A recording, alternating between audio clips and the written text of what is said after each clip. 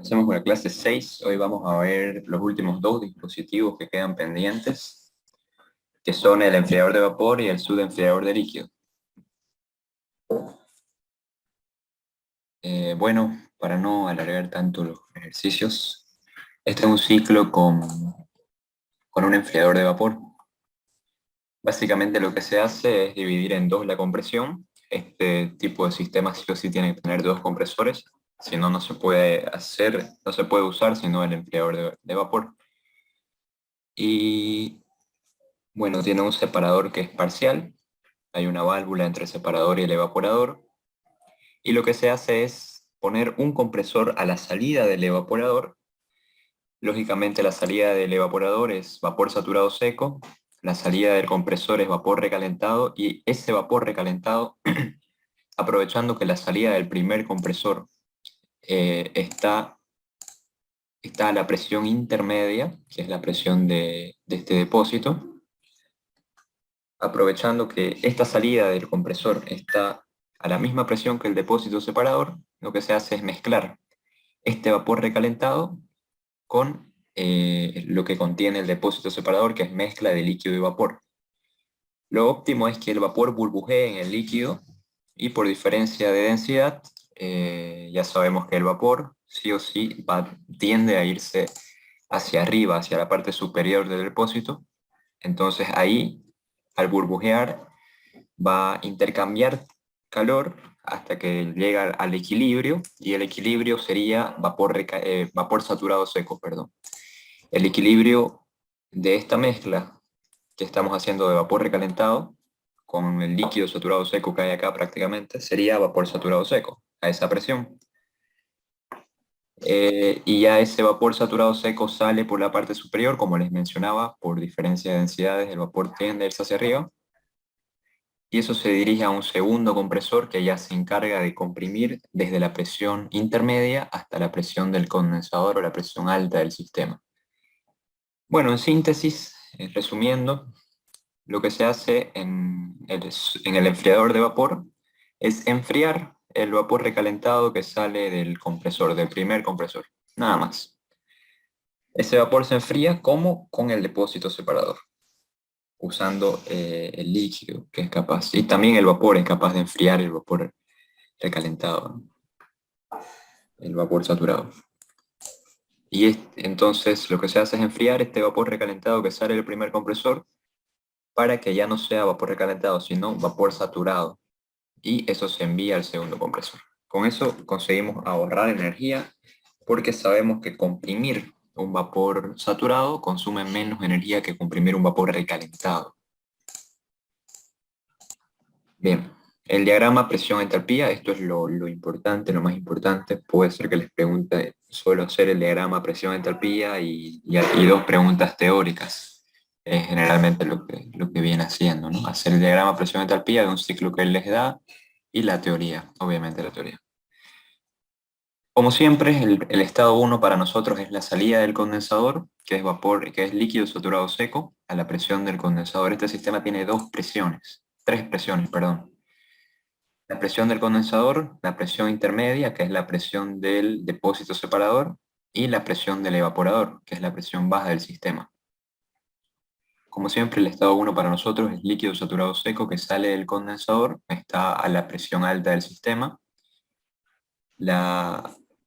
Ese líquido saturado seco pasa por una válvula, se expande hasta la presión intermedia y sale de la válvula como una mezcla de vapor saturado seco y líquido saturado seco a la presión intermedia. Esa mezcla ingresa al depósito separador y se separa en vapor saturado seco, que es el estado 3, vapor saturado seco a la presión intermedia, y líquido saturado seco. Eh,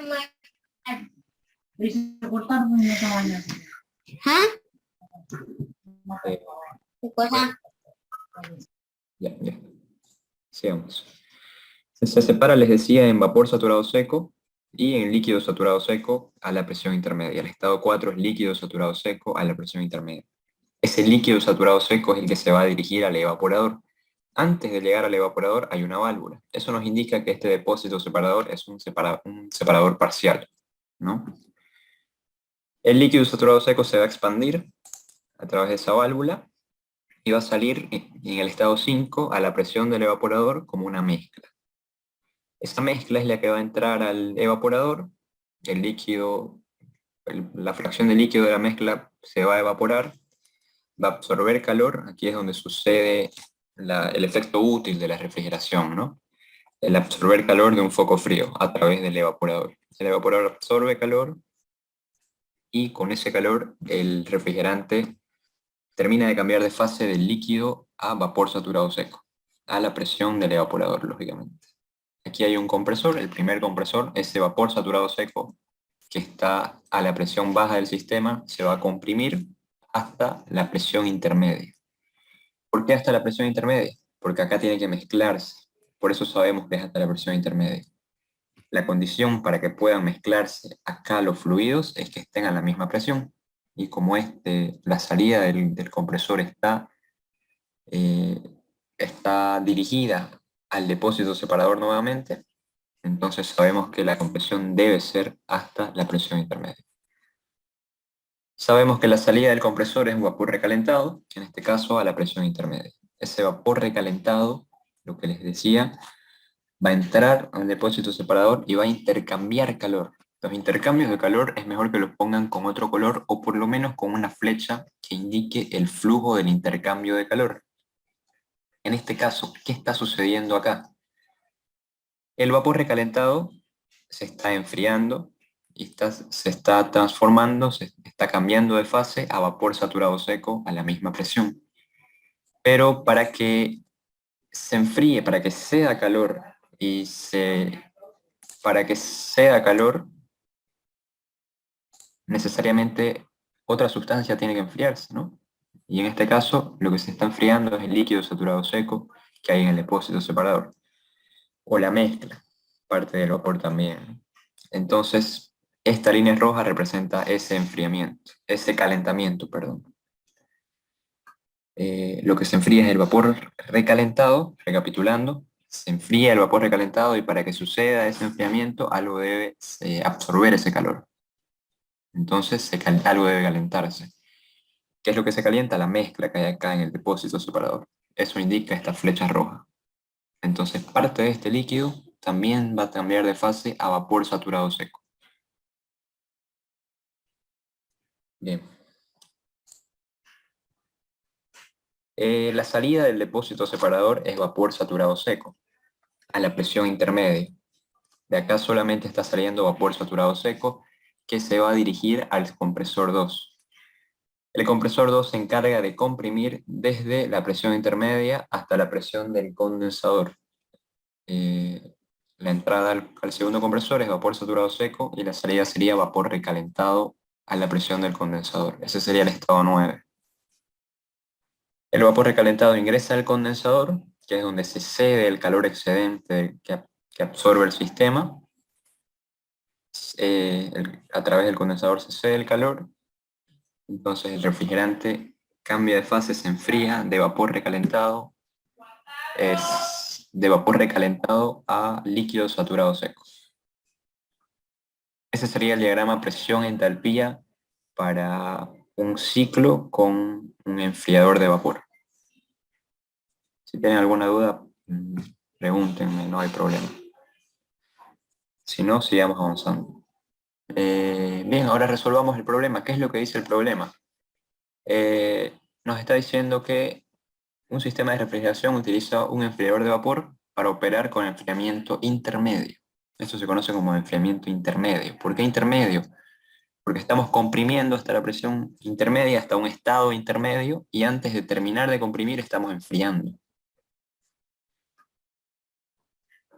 La presión del condensador es de 9,3 y 1,1 para el evaporador. Nos está dando la presión alta y la presión baja del sistema y nos está diciendo que opera con un enfriamiento intermedio. Por eso sabemos que se ocupa un enfriador de vapor.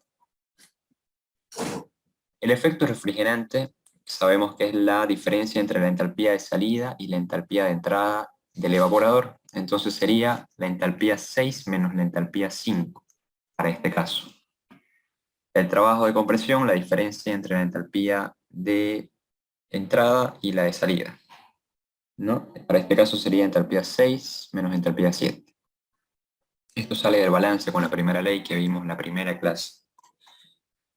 Lo mismo para el compresor 2, pero los estados de entrada y salida son diferentes, obviamente. La entrada es el estado 8 y la salida el estado 9. En este caso, el trabajo de compresión sería entalpía 8 menos entalpía 9. Para el coeficiente de operación, tenemos que tomar en cuenta los flujos másicos que pasan por cada dispositivo que se toma en cuenta en el coeficiente de operación. El coeficiente de operación es el cociente, ¿no?, entre lo útil y lo que se gasta para conseguir ese efecto útil. Lo útil es la refrigeración. La refrigeración sucede en el evaporador y se mide con el efecto refrigerante y hay que tomar en cuenta el flujo másico. En este caso solo tenemos un evaporador, entonces sería flujo másico 5 por efecto refrigerante del único evaporador que tenemos. El gasto de energía está dividido en dos compresores. Para el caso del compresor 1, el flujo másico que pasa por él es el flujo másico 6, más el flujo másico 8, que por acá, por este segundo compresor, tiene que pasar la totalidad de masa del sistema. Por el primer compresor solamente pasa la fracción de líquido que se separa en este depósito, ¿no? Porque el líquido es el que circula para el evaporador. Pero para el compresor 2 tiene que pasar necesariamente todo el flujo másico del refrigerante. Eso sería el flujo másico 8 por el valor absoluto del trabajo de compresión 2. Bien, eso es lo que necesitamos para determinar el coeficiente de operación. Comencemos con el estado 1. Para el estado 1 conocemos la presión, nos está dando la presión del condensador, y como siempre sabemos que la salida del condensador es un líquido saturado seco, por lo tanto el título es 0.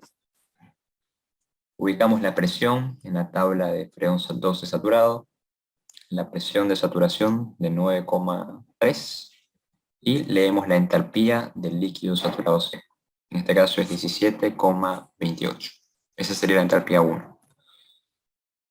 El estado 2 es la salida de una válvula, por lo tanto la entalpía se mantiene constante. Con eso queda definido el estado 1 y el estado 2. Bien. El estado 3 es vapor saturado seco a la presión intermedia. Es el vapor que se separa en el separador. El título es 1.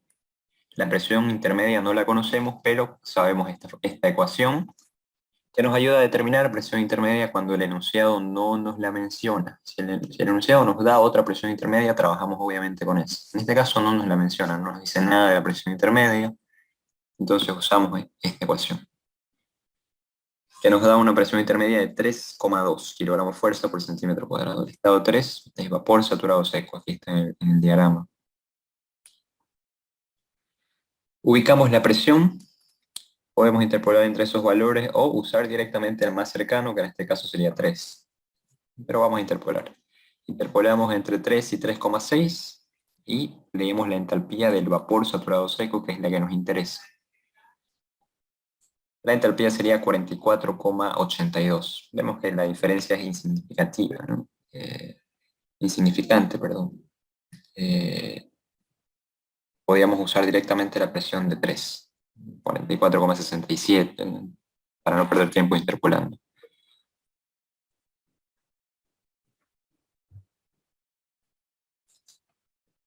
Bien, para el estado 4 es el líquido saturado seco del depósito separador. Título es 0, la presión intermedia es 3,2. Igual que en el anterior caso, ubicamos la presión, pero en este caso lo que nos interesa es la entalpía del líquido saturado seco. Interpolamos entre esos valores y tenemos el valor de 8,71. Esa sería la entalpía para el estado 4. El estado 5 es la salida de una válvula, la válvula para líquido que hay antes del evaporador, por lo tanto nuestra entalpía se mantiene constante. La entalpía 5 es igual a la 4.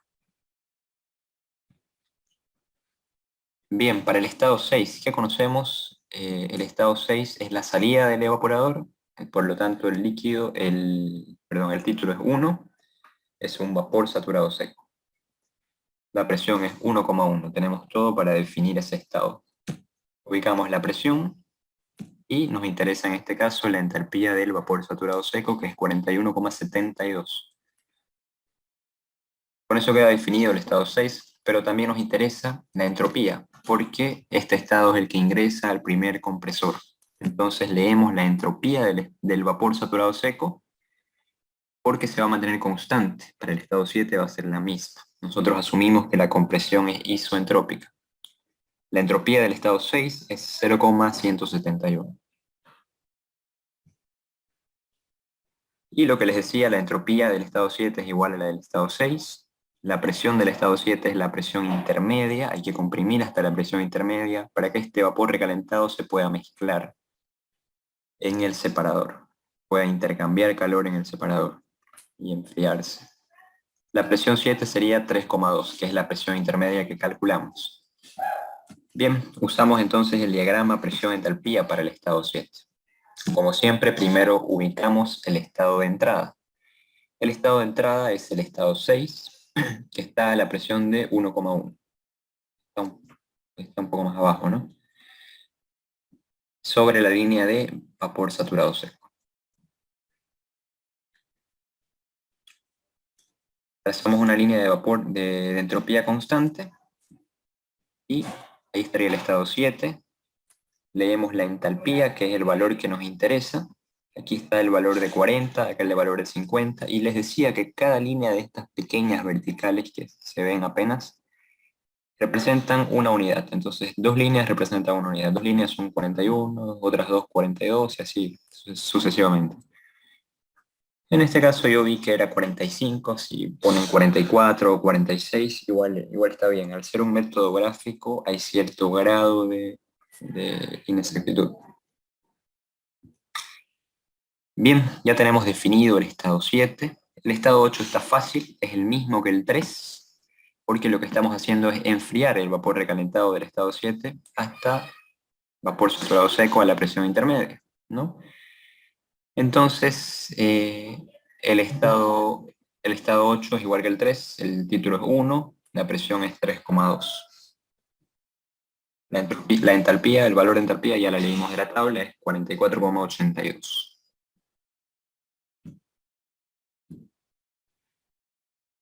Nos interesa otro valor que no definimos en el estado 3, nos interesa el valor de la entropía, porque este estado, el estado 3, el estado 8, viene a ser vapor saturado seco a la misma presión, es el que ingresa al segundo compresor. Entonces, vamos a leer la entropía de vapor saturado seco para esa presión de saturación. Podríamos usar directamente la de 3, la más cercana. Si interpolan, como ven, la diferencia no es grande, no es significativa. 166 y era 166 también, ¿no? 4 y acá 3, lo mismo. Bien, para el estado 9 entonces tenemos ya la entropía y conocemos lógicamente la presión. La presión del estado 9 es la presión del condensador, la presión más alta del sistema. Usamos el diagrama presión-entalpía, el estado de entrada está a 3,2, aquí está el valor de 3, acá el de 4, aproximadamente ahí estaría el estado 8 sobre la línea de vapor saturado seco. Aquí se ve la campana, ¿no? Aquí está el líquido saturado seco, el punto crítico y vapor saturado seco sobre esta línea. Este es el estado 8 a esa presión sobre esta línea. Trazamos una línea de entropía constante, estas son las líneas de entropía constante. Aquí está la de 0,16, acá la de 0,17. La nuestra es 0,166. Aproximadamente esa sería nuestra línea de entropía constante. Ubicamos la presión de 9,3 e interceptamos, ¿no? Nuestra línea de entropía constante con la de nuestra presión, que es 9,3. Ahí estaría el estado 9, trazamos una línea vertical para leer el dato que nos interesa, que es el dato de la entalpía. Aquí está el valor de 50 casi. ¿No? Un poquito a la izquierda de 50, pero de 50. Por eso queda definido el estado 9 y ya tenemos todo para todas las entalpías, pero todavía no conocemos los flujos másicos. Como vemos, el enunciado no nos menciona nada de los flujos másicos. Entonces vamos a tener que hacer probablemente un balance. Antes de eso definamos el efecto refrigerante, ya tenemos las entalpías, como les decía. El efecto refrigerante sería la diferencia entre la entalpía 6 y la 5, la entalpía de salida menos la de entrada del evaporador, sería 33. El trabajo de compresión para el compresor 1 sería la diferencia entre la entalpía 6 y la 7, sería menos 3,29, es negativo porque el compresor consume trabajo, ¿no? Consume energía. Para el compresor 2 sería menos 5,18. Bien, para determinar el coeficiente de operación necesitamos los flujos másicos. No nos dice nada del flujo másico, no nos da la capacidad del evaporador, entonces probablemente lo que tengamos que hacer es encontrar relaciones de flujos másicos. Bien, lo que hacemos es dividir toda esta expresión entre uno de los flujos másicos para no alterarla. No estamos alterando nada en esta ecuación al dividir todo entre flujo másico 5. Dividimos todo entre flujo másico 5, esto se va a simplificar. Y si nosotros vemos nuestro diagrama, el flujo másico 5 es igual al 6. Aquí nos convenía dividir entre o flujo másico 5 o flujo másico 6, porque así simplificábamos dos cosas, ¿no? El flujo másico 8 es distinto. Entonces, al dividir entre el flujo másico 5, esto se va a hacer 1, y esto también, ¿no? Porque el flujo másico 5 es el mismo que el 6, solo que en distintos estados, pero la masa, la cantidad de masa es la misma. Solo que acá es líquido, acá es mezcla, perdón, y acá es vapor saturado seco. Un momento.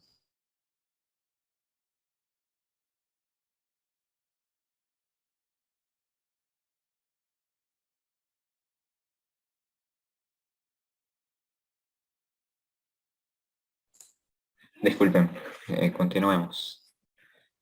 Bien, lo que les decía acá, antes de definir entre qué flujo másico dividir, probablemente sería bueno hacer un análisis de todo el ciclo y ver qué flujos máxicos son iguales. En este caso, nos convenía dividir o entre el 5 o entre el 6.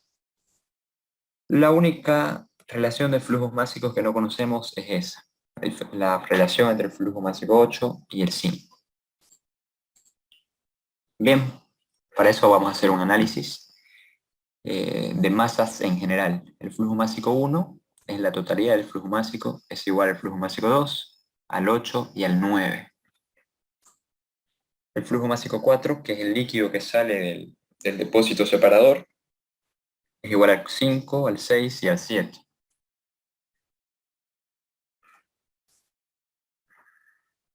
Bien, ahora vamos a hacer un balance para encontrar esa relación que necesitamos entre el 8 y el 5. Hacemos un balance en el enfriador, que es básicamente donde convergen todos los flujos másicos, ¿no? Si nosotros analizamos nuestro separador con esta frontera termodinámica, tiene dos entradas, ¿no? El flujo másico 1 y el flujo másico 7, y dos salidas, el flujo másico 4 y el 8. Ese sería el balance de masas: entrada, flujo másico 1, más flujo másico 7, salida, flujo másico 4, más flujo másico 8. Hacemos un balance de energía con la primera ley, o simplemente multiplicamos el flujo másico por su respectiva entalpía y vamos a llegar a lo mismo. Entalpía 1 por flujo másico 1, entalpía 7 por flujo másico 7, entalpía 8 por flujo másico 8, entalpía 4 por flujo másico 4. Ahora, lo que hacemos luego es reemplazar algunos valores de flujos másicos que son equivalentes. Nunca las entalpías. Si alteramos el orden de las entalpías, estamos alterando nuestro balance de energía. Y eso no estaría bien, porque las entalpías no son equivalentes. Lo que es equivalente son algunos flujos másicos. En este caso, el flujo másico 8, que es el que nos interesa, se tiene que quedar en la ecuación, lógicamente. El flujo másico 8 es igual al flujo másico 1. Entonces vamos a reemplazar flujo másico 1 por flujo másico 8, manteniendo la entalpía en el balance de energía. ¿Qué otra equivalencia? Flujo másico 7 es igual al 4. Y en el otro lado de la ecuación teníamos flujo másico 8 y flujo másico 4, ¿no es cierto? Por eso ese reemplazo. Ahora tenemos dos incógnitas menos, en teoría. vamos a reorganizar nuestra ecuación para poder factorizar. Factorizamos y despejamos. La relación entre el flujo másico 8 y el 4 es igual a la entalpía 7 menos la entalpía 4 sobre la entalpía 8 menos la entalpía 1. Haciendo los cálculos tenemos que esa relación es igual a 1,32. Nosotros vemos en nuestro diagrama general que el flujo másico 4 es igual al 5, ¿no? Entonces ya tenemos la relación que buscábamos.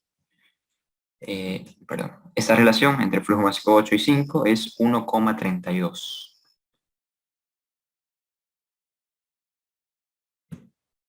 Ya tenemos todo para calcular el coeficiente de operación, que es lo que nos interesa.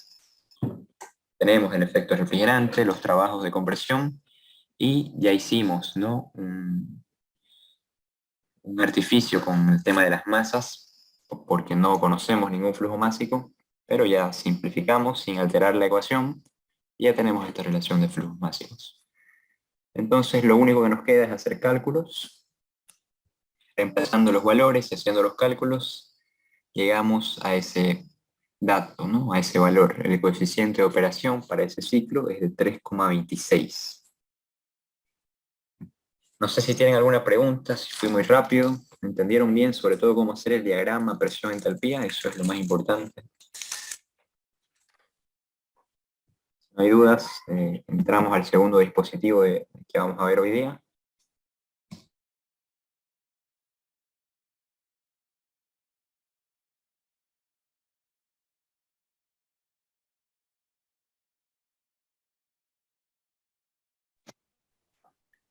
Bueno, parece que no hay dudas.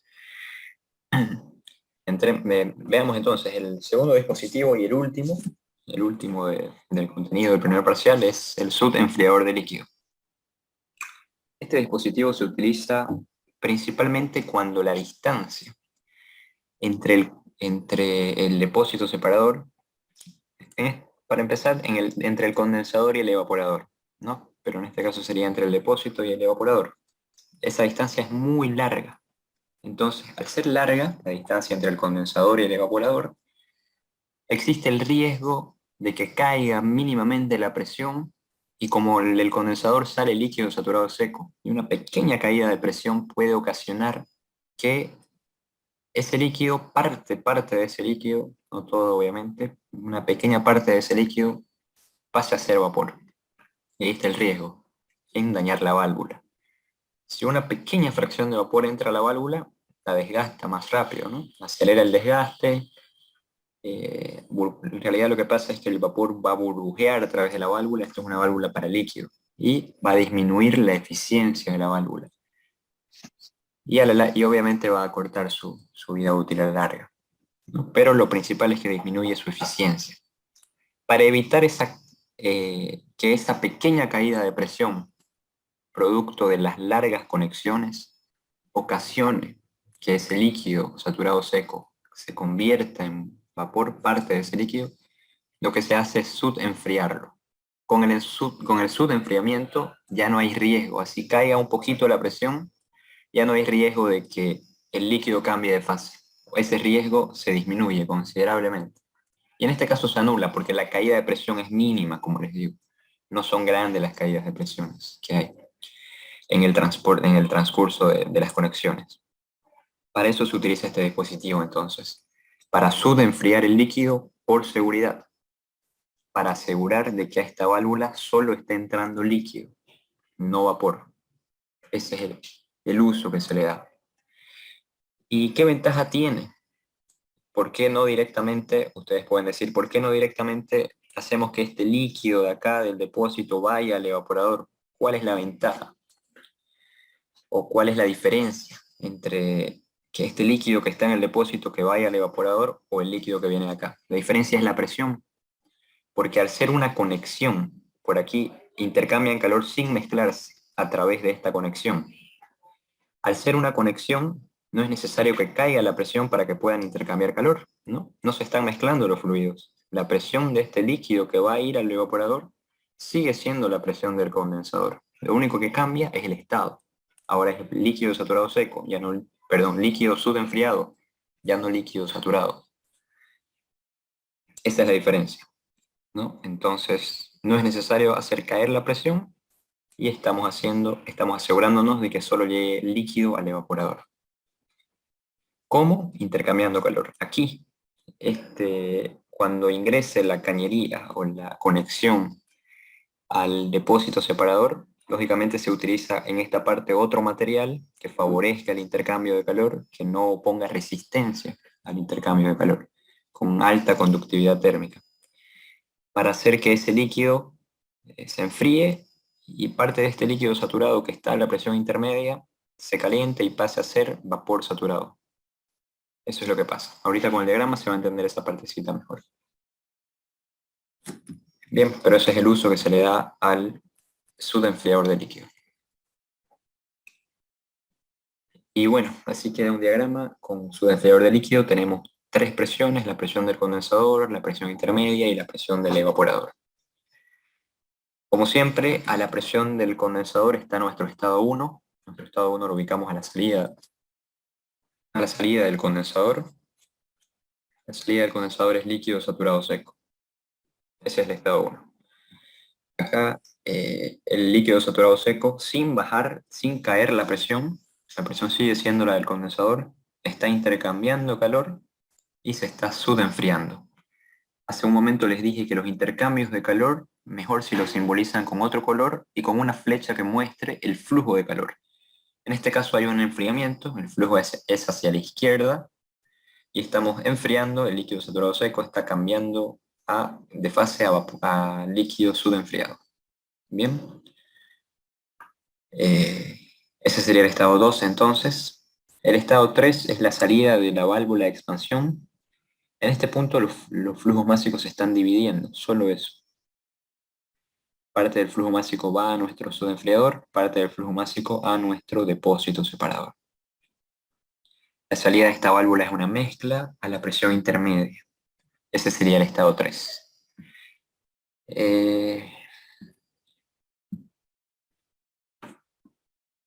Ahí está entonces el estado 2, líquido subenfriado. El estado 3 es una mezcla. El refrigerante ingresa al depósito separador y se va a separar en líquido saturado seco, que es el estado 4, y en vapor saturado seco, que viene a ser el estado 5. El estado 7 es la salida de una válvula de expansión. A esta válvula ingresa el líquido subenfriado, sale una mezcla a la presión del evaporador. Esa mezcla ingresa al evaporador, en el evaporador absorbe calor y se evapora hasta vapor saturado seco, manteniéndose la presión baja del sistema. Ese sería el estado 8. Vapor saturado seco a la presión más baja del sistema.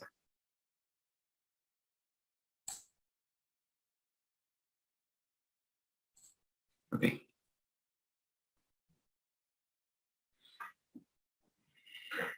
Bien, ahora analicemos qué pasa con el vapor saturado seco. El vapor saturado seco que sale del depósito separador, en este ciclo solo tenemos un compresor. Como solo tenemos un compresor, es necesario hacer que las presiones se igualen para poder comprimir.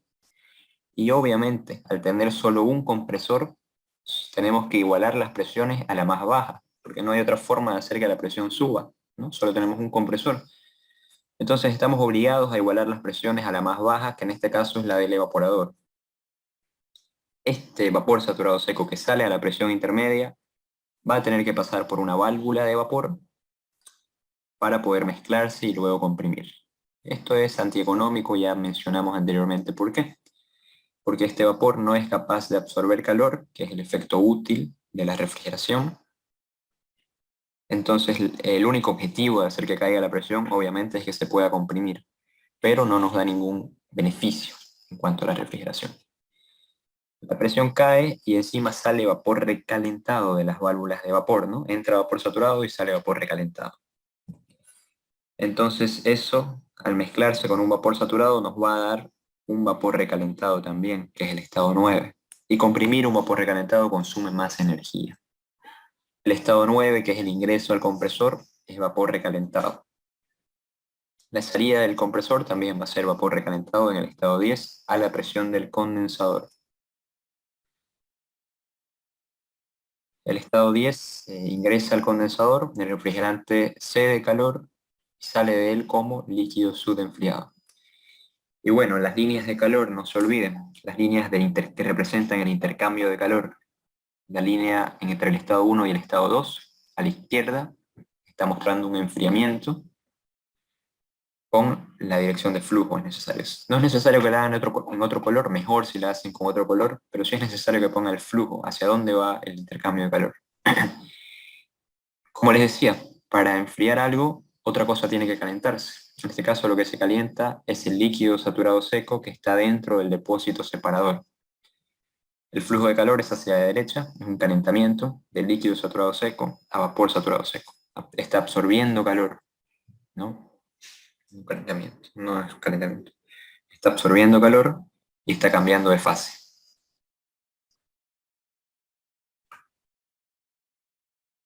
Bien, ese sería el diagrama, no sé si tienen alguna pregunta. Si se corta, volvemos a entrar. No es muy largo el ejercicio, ya vamos a terminar.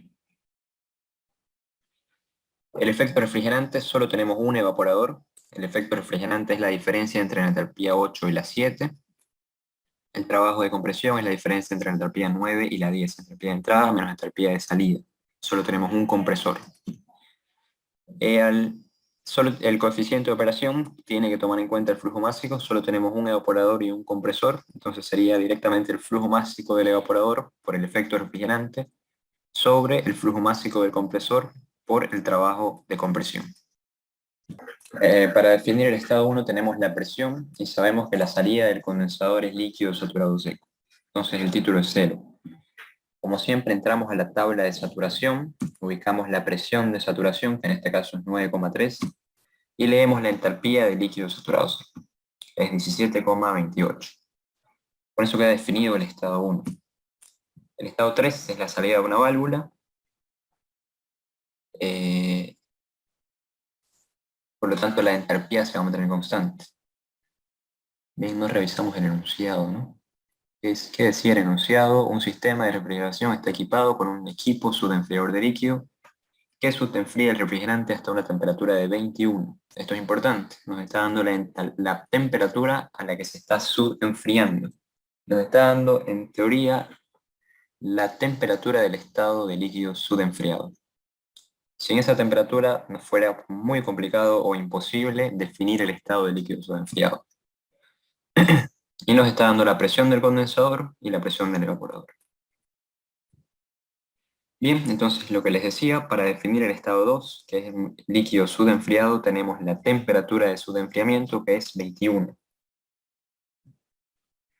Ubicamos la temperatura, en este caso entramos con la temperatura y leemos la entalpía del líquido saturado seco, que corresponde a esa temperatura, 13,36. Por eso está definido el estado 2. Bien, el estado 4 es líquido saturado seco a la presión intermedia, el título es 0. La presión intermedia no nos la está dando el enunciado, por lo tanto es necesario ocupar esta ecuación, presión intermedia igual raíz cuadrada de presión del condensador por presión del evaporador.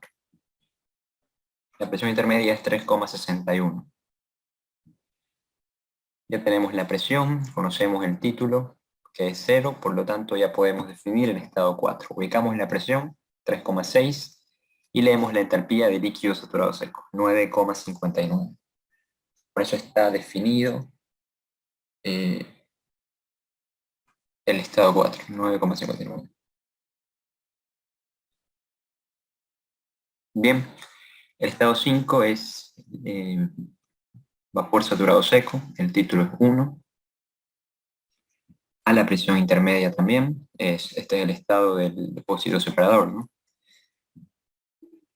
Ubicamos la presión y leemos la entalpía del vapor, que es la que nos interesa, 3,61. 3,61 es la presión, la entalpía sería 45,23. Con eso queda definido el estado 5.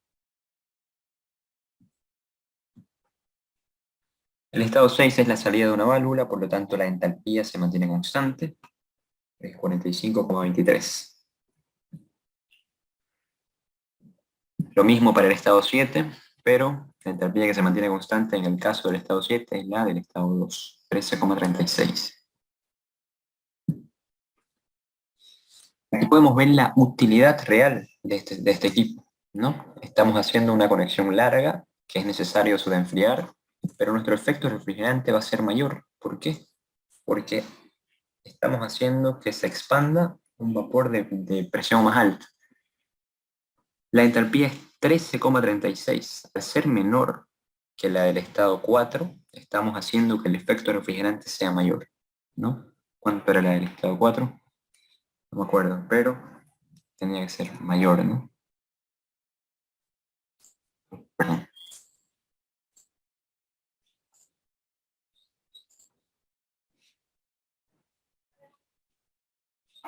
9,59.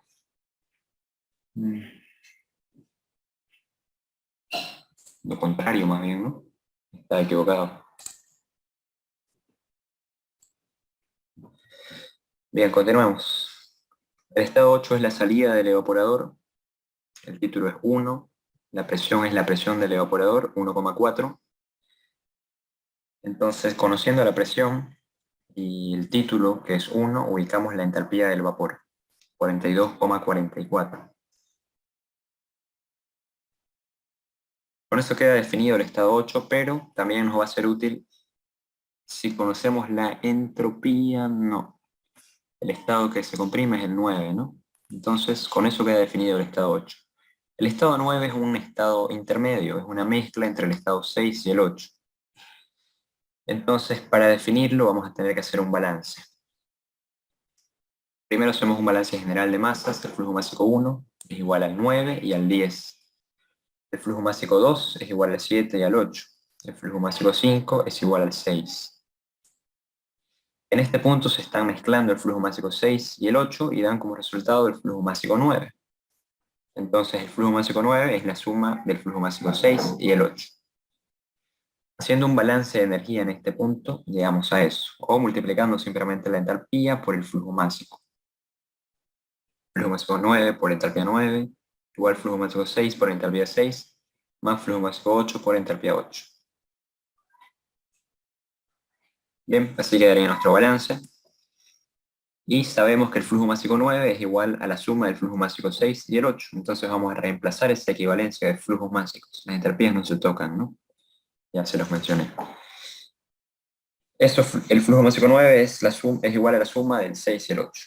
Entonces con eso reducimos una incógnita. Vamos a poner todo en función de un flujo másico, porque el enunciado otra vez no nos está dando ningún dato para determinar algún flujo másico. Entonces es necesario poner todo en función de uno de los flujos. En este caso lo vamos a hacer en función del flujo másico 8. Dividimos todo entre el flujo másico 8 y la ecuación nos va a quedar así. Flujo másico 6 sobre el flujo másico 8 más 1, porque aquí el flujo másico 8 sobre el flujo másico 8 se hace 1, lo mismo acá. Entonces así nos queda la ecuación. Flujo másico 6 más sobre flujo másico 8 más 1 por entalpía 9, flujo másico 6 sobre flujo másico 8 por entalpía 6 más 8. Bien, nosotros no conocemos la entalpía 9, que es lo que nos interesa. Necesitamos la entalpía 9 para calcular el trabajo de compresión. Tampoco conocemos el flujo másico, pero sí podemos conocer una relación de estos flujos másicos. ¿Cómo? Haciendo un balance siempre en el depósito separador, que en este caso cumple la función de sud-enfriador. Hacemos un balance de masas, entonces flujo másico de entrada tiene que ser igual al flujo másico de salida. En este caso tenemos una entrada, que es flujo másico 1, y dos salidas, flujo másico 5 y 2. Flujo másico 1 igual a flujo másico 2 más 5.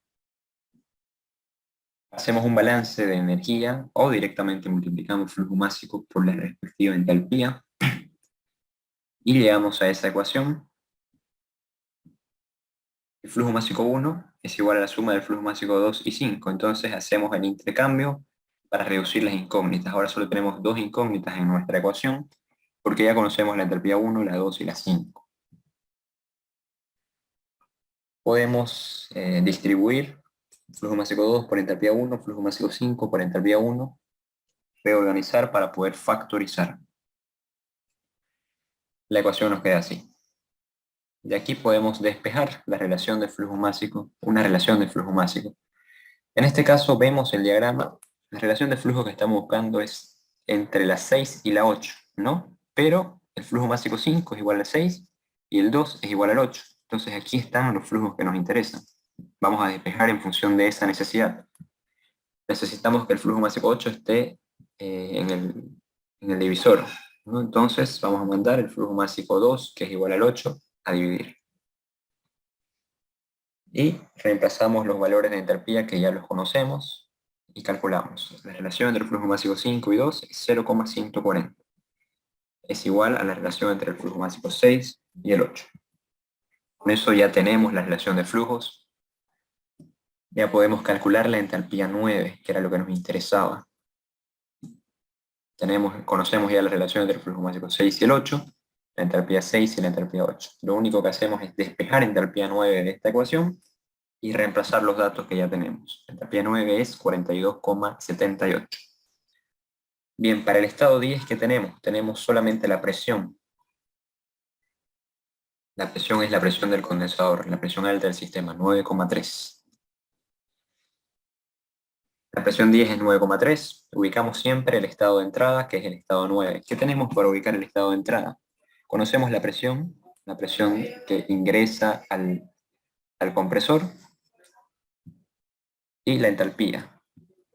¿Cuánto era la entalpía? 43. Y la presión es la presión baja del sistema. Al tener solo un compresor, estábamos obligados a bajar todas las presiones, a igualar todas las presiones a la más baja, ¿no? Ahí estaría el estado 9 en ese punto, donde se intersecta la entalpía de 43 casi, y la presión de 1,1 era, ¿no? Creo que era eso. Trazamos una línea de entropía constante hasta que choque con la línea de presión de 9,3. Aproximadamente ahí sería. Ahí estaría el estado 10. Trazamos una línea vertical para leer el dato que nos interesa, que es de 51. Entalpía 10 igual a 51 kilocalorías por kilogramo. Si ustedes ven 50 o 52, ya les dije que al ser un método gráfico tiene cierto rango de inexactitud, cierto margen de error permitido, lógicamente.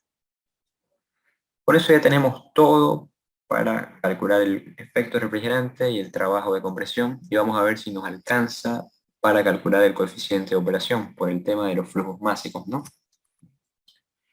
Bien, calculamos el efecto refrigerante, es la diferencia entre la entalpía 8 y la 7, es 29,08. El trabajo de compresión, la diferencia entre la entalpía 9 y la 10, es menos 8,22. Bien, el coeficiente de operación, para calcular el coeficiente de operación, además del efecto refrigerante y el trabajo de compresión, necesitamos el flujo másico 7 y el 9, pero el enunciado no nos dio nada para determinar esos flujos. Lo que vamos a hacer es poner todo en función de uno de los dos flujos. En este caso elegimos el 7, dividimos todo entre el flujo másico 7 y no estamos alterando la ecuación. Aquí se simplifica, flujo másico 7 entre el flujo másico 7 se va a hacer 1. Y recordemos que el flujo másico 9 es igual a la suma del flujo másico 6 y el 8, ¿no? Entonces hacemos ese intercambio. Flujo másico 9 igual flujo másico 6 más 8. El flujo másico 7 es igual al 8, entonces vamos a hacer ese reemplazo acá y distribuimos el denominador. Bien, ahora podemos nuevamente simplificar. Flujo másico 8 entre flujo másico 8 se va a hacer 1. Y esta relación entre el flujo másico 6 y el 8 ya la conocemos. Entonces tenemos todo para calcular el coeficiente de operación. Simplemente reemplazamos los valores que ya tenemos. Efecto refrigerante es 29,08. Y relación entre el flujo másico 6 y 8, 0,140. Esto se hace 1 por el valor absoluto del trabajo de compresión, 3,1. Ese sería el coeficiente de operación. Con eso terminamos la clase de hoy. No sé si tienen alguna pregunta.